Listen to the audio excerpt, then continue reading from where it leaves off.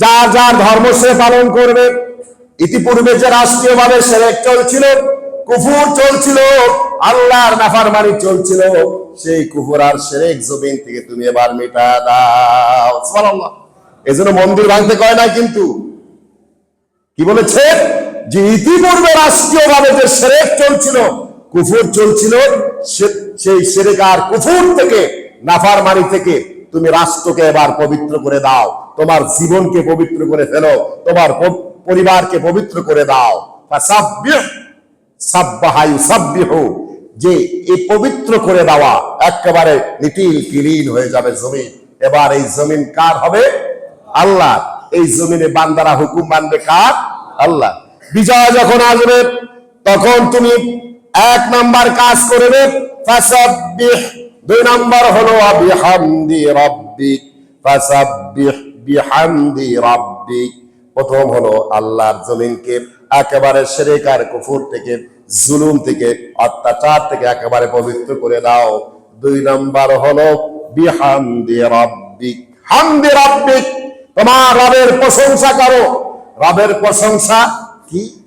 অর্থাৎ তোমার রবের কথাগুলো এবার সব জায়গায় চালু করে দাও। অফিস আদালত, কল কারখানা, মসজিদ মাদ্রাসা, খানকা, বাজার ঘাট, সব জায়গায় কেবলমাত্র আল্লাহর বিধান অনুযায়ী কর্মকাণ্ড পরিচালিত হবে। বিহামদি রাব্বিক, তোমার রবের প্রশংসা করো। রবের প্রশংসা এবার সব জায়গায় চলবে, অর্থাৎ আল্লাহর হুকুম সব জায়গায় এবার চলবে। যেহেতু ইতিপূর্বে তোমরা বিজয় হও নাই, এবার যখন তোমরা বিজয় হয়েছো, এবার তোমরা আল্লাহর প্রশংসা তোমরা শুরু করবে সব জায়গায়, অর্থাৎ আল্লাহর আইন সব জায়গায় তুমি এবার চালু করে দাও। সুবহানাল্লাহ বলেন। তিন নাম্বার হলো ওয়াস্তাগফিরুহু, আল্লাহর কাছে ক্ষমা চাও, আল্লাহর কাছে ইস্তিগফার পাঠ করো। অর্থাৎ হলো তোমার জীবন আমার জীবন, এই জীবনে আমরা অনেক নাফরমানি করেছি।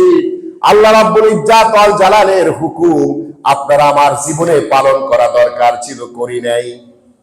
ঠিক না বে ঠিক? সমাজের মানুষগুলো আল্লাহর হুকুম পালন করা দরকার ছিল, আমরা করি নাই।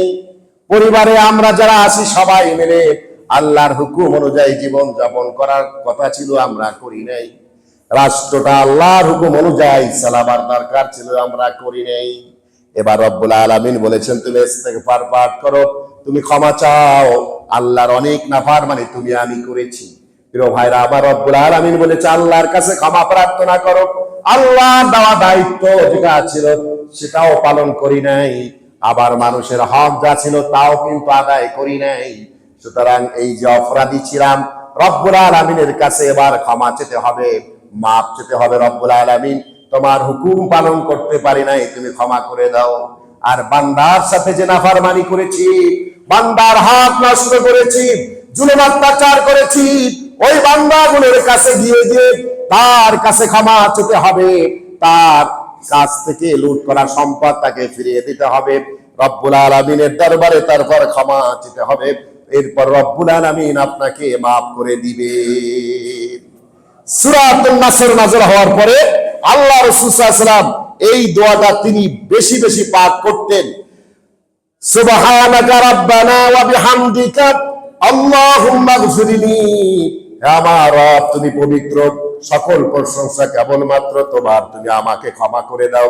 রাসূলুল্লাহ সাল্লাল্লাহু আলাইহি ওয়াসাল্লাম যখন এই দোয়া বারবার পড়তে লাগলেন, সাহাবায়ে কেরাম বুঝতে পারলেন আল্লাহ রাসূল সাল্লাল্লাহু আলাইহি ওয়াসাল্লাম যে দোয়াটা তিনি পাঠ করতেছেন সূরা নাসর নাজিলের পরে, মনে হচ্ছে আল্লাহ রাসূল সাল্লাল্লাহু আলাইহি ওয়াসাল্লাম আমাদের মাঝ থেকে, আমাদের কাছ থেকে তিনি অফাত নিয়ে যাবেন, আমাদের মাঝে বোধহয় বেশি দিন তিনি থাকবেন না।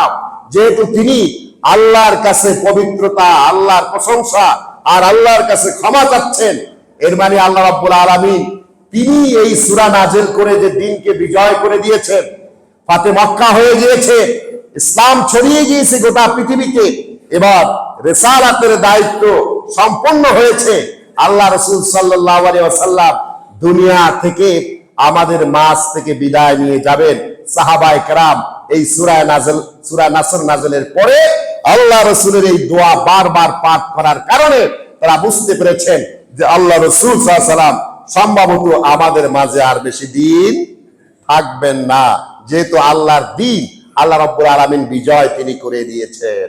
প্রিয় ভাইরা আমার, রব্বুল আলামিন সূরাতুন নাসর নাজিল করে বান্দাদেরকে বলে দিলেন, ও আমার বান্দারা, তোমাদের জীবনে যখন কোনো সফলতা আসবে, যখন তোমরা কোনো বিজয় লাভ করবে, হতে পারে তোমার জীবনে অর্থনৈতিক সফলতা আসছে, অর্থনৈতিক বিজয় তুমি লাভ করেছো, অথবা তুমি বিদেশে যাওয়ার জন্য চেষ্টা করেছিলে, যেতে পারো নাই, বহু সাধনার পরে তুমি সেখানে চলে গিয়েছো, তুমি বিশাল একটি ব্যবসা তুমি স্টার্ট করতে চেয়েছো, চালু করতে চেয়েছো, পারো নাই, আল্লাহ রাব্বুল আলামিন তোমাকে ব্যবস্থা করে দিয়েছেন। তুমি তোমার ছেলেটাকে বিবাহ দেওয়ার জন্য চাচ্ছ, কিন্তু বিবাহ দিতে পারো নাই, আল্লাহ রাব্বুল আলামিন ব্যবস্থা করে দিয়েছেন। মেয়েটা বিয়া দিতে চেয়েছো, বিবাহ দিতে পারো নাই, বহুত কষ্টের পর তোমার বিবাহ হয়ে গিয়েছে, আল্লাহ রাব্বুল আলামিন ব্যবস্থা করে দিয়েছেন। তোমার আমার জীবনে আল্লাহর দিন জমিনে কায়েম করা ফরজ ছিল, চেষ্টা সাধনা করতে করতে রব্বুল আলামিন এক পর্যায়ে তোমাকে বিজয় দান করেছে। প্রিয় ভাইরা আমার, এই সার্বিক বিজয় যাকে আল্লাহ রাব্বুল আলামিন যেভাবেই দান করবেন, সে এই বিজয় আসার পরে তার কি কাজ হবে, রব্বুল আলামিন সূরা নাসর নাযিল করে বলে দিয়েছেন, তার কাজ হবে মাত্র তিনটা। কয়টা? এই তো বলে দিলাম, সারা জমিনকে পবিত্র করে দিবে, জীবনকে পবিত্র করে দিবে, আল্লাহর হুকুম সর্ব জায়গায় চালু করে দিবে, পালন করবে। আপনার আমার জীবনে আল্লাহর হুকুম কেবলমাত্র চলবে এই জীবন, আর কারো হুকুম মানবে না, কারো পথে চলবে না, কারো আনুগত্য করবে না, কেবলমাত্র আনুগত্য করবে কার? জোরে বলেন কার? আল্লাহ। এরপরে তুমি ইস্তিগফার পাঠ করতে থাকো, আল্লাহ রাব্বুল